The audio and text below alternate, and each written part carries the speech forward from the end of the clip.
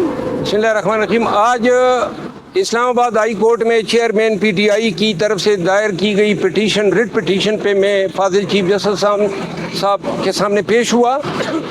Writ petition में हमने दो चीज़ें चैलेंज की हैं। एक, जो वजारत कानून की एनओसी की बुनियाद पे जो जज साहब वहाँ पे बग़ैर किसी हुक्मनामे के और किसी मरकज़ी और वफाकी सूबाई हुकूमत की हुक्मनामे के बग़ैर उन्होंने अदालत अटक जेल में होल्ड की, और ये जो हुक्मनामा जिसको समझा जा रहा है कि ये ट्रायल यहाँ से शिफ्ट हो गए अटक जेल, ये हमने चैलेंज किया था। दूसरा जो है अबुल हसन नाथ साहब जो जज हैं साइफर केस के, उनकी जो तकर्रुरी का हुक्मनामा है वो हमने चैलेंज किया है। अदालत को अटक जेल में मुंतकिली ट्रायल के हवाले से मैंने ये गुजारिशात की कि नंबर एक, किसी वफाकी सूबाई हुकूमत का कोई हुक्मनामा नहीं है। वजारत कानून से जो एनओसी मांगी गई है वो किसी कानून में उसकी रिक्वायरमेंट नहीं है, ना इनका कोई काम था एनओसी देने का। तीसरी बात ये है कि सेक्शन 9 ज़ब्ता फौजदारी के तहत किसी भी हुकूमत का इस हवाले से कि जी ये ट्रायल यहाँ से पंजाब में शिफ्ट किए जाते हैं मौजूद नहीं है।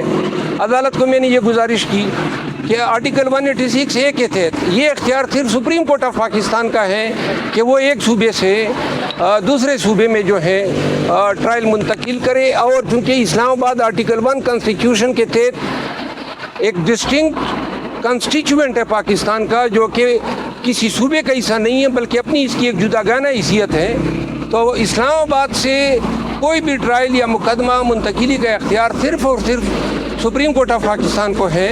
ये इख्तियार जो है वजारत कानून ने एनओसी के नाम पे एक्सरसाइज किया।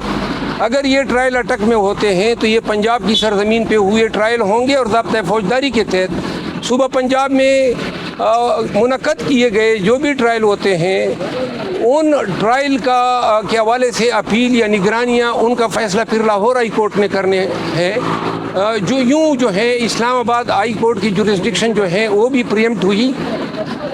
इसके साथ साथ अदालत को मैंने ये भी आगाह किया कि अटक जेल में चूँकि इस तमाम के पीछे मुहर्रक यही है कि चेयरमैन पीटीआई को अटक जेल में रखना चाहते हैं, तो शाखाना में जो ही उसकी रिहाई होती है तो ये हुक्मनामा आता है ताकि अटक जेल से उनको न निकाला जा सके।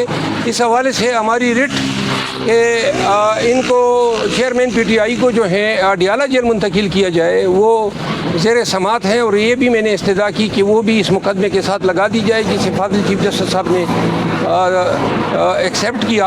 और उम्मीद है कि अगले हफ्ते ये दोनों मुकदमात जो हैं ये मुकर्रर होंगे।